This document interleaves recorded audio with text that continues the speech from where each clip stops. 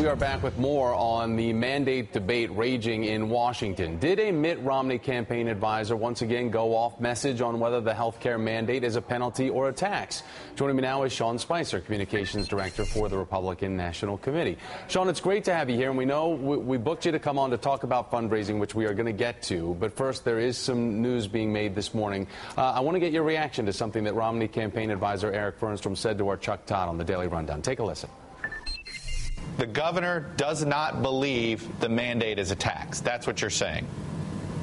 The governor believes that what we put in place in Massachusetts was a penalty, and he disagrees with the court's ruling that the mandate was a tax. But again, so he agrees with the president, but he agrees with the president that it is not, and he believes that you shouldn't call the tax penalty a tax. You should call it a penalty or a fee or a fine.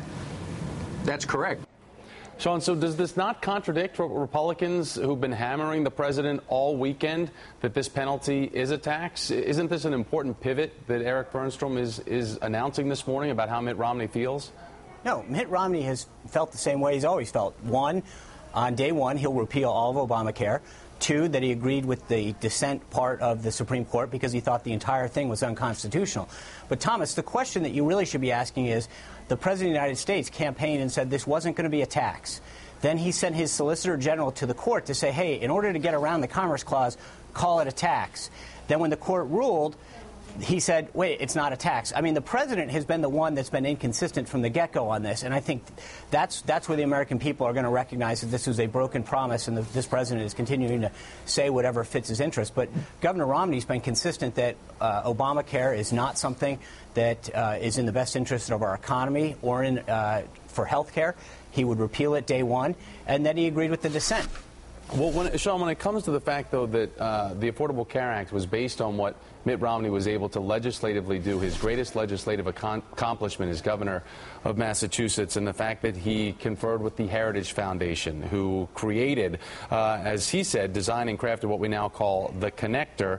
Also, the Romney 2009 op-ed in the USA Today said using tax penalties, or as we did, tax credits, and as others have proposed, encourages free riders to take responsibility for themselves rather than pass their medical costs on to others. So here again we have this morning with Eric Fernstrom coming out agreeing with the president, saying that this is a penalty and not a tax for those people that would be considered free riders. Is there a problem, though, with the larger message from Mitt Romney trying to shy away from Massachusetts health care in the national conversation about what the Affordable Health Care Act is? No.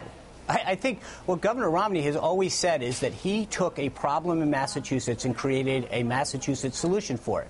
What his state needed at the time, he worked with a Democratic legislature and delivered a solution that the people of Massachusetts enjoy today.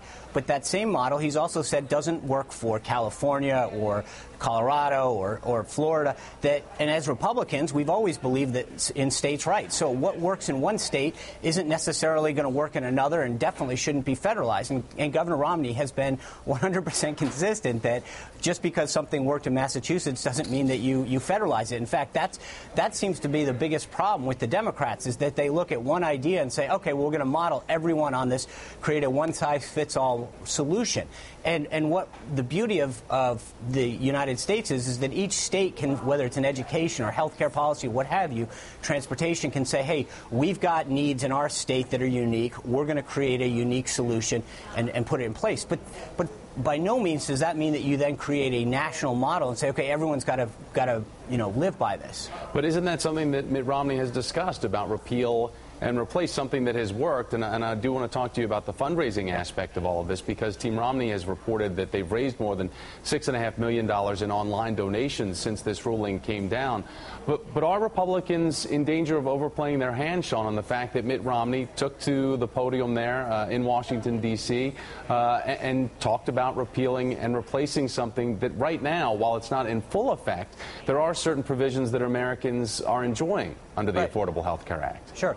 Well, first of all, to the fundraising aspect, in the first 36 hours after the ruling came down, we took in $5.5 million from 55,000 donors. Most of those people had never been involved in the campaign before. I think what it showed, Thomas, and this gets to your second point, is that the majority of Americans now believe that the court ruled it was constitutional, and that the only way to overturn Obamacare is through the ballot box, electing Mitt Romney, who's made a commitment to repeal this day one.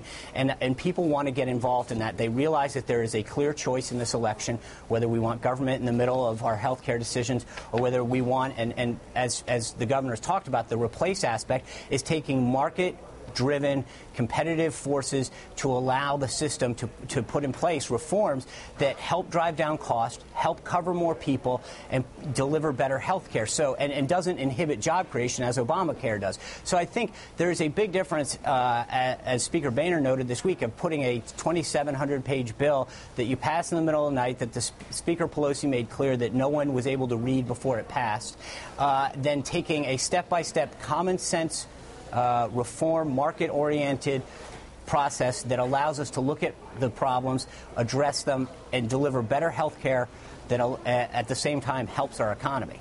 RNC Communications Director Sean Spicer. Sean, thanks for your time this morning. I appreciate it. Thank you, Thomas.